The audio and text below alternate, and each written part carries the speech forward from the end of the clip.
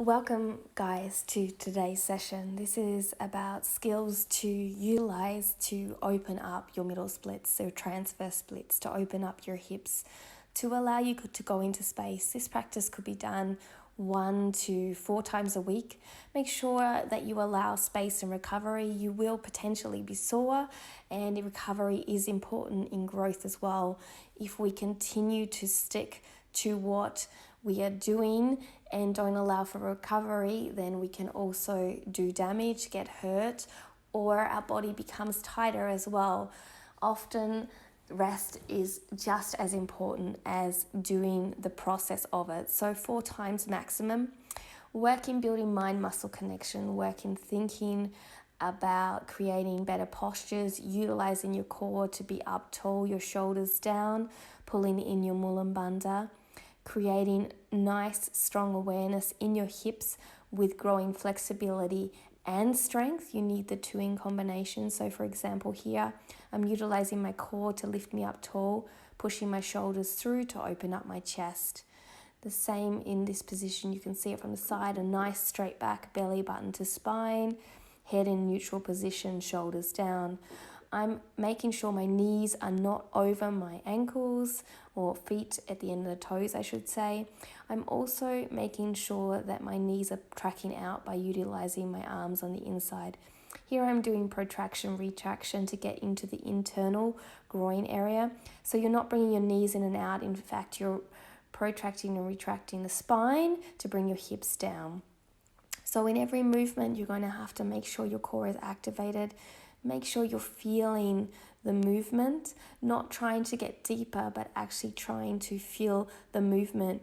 Depth does not transpire into quality of movement. So here I could go deeper by rolling off the center line, but then I wouldn't be getting the benefit of opening my hip flexors. Here I wouldn't be getting the benefit if I placed my stomach out. I should push my stomach in to create core contraction so I do not get a sore lower back. The same as here, I keep my back so it is not rounded and a nice long back. It's better to be up higher, hands on a block, than it would be to be lower and rounded.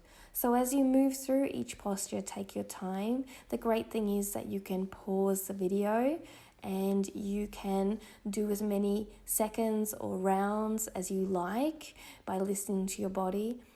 Remember, there are a few moments when I come up taller or I show you alternatives throughout this so that if you can't get as deep, you can actually try these options.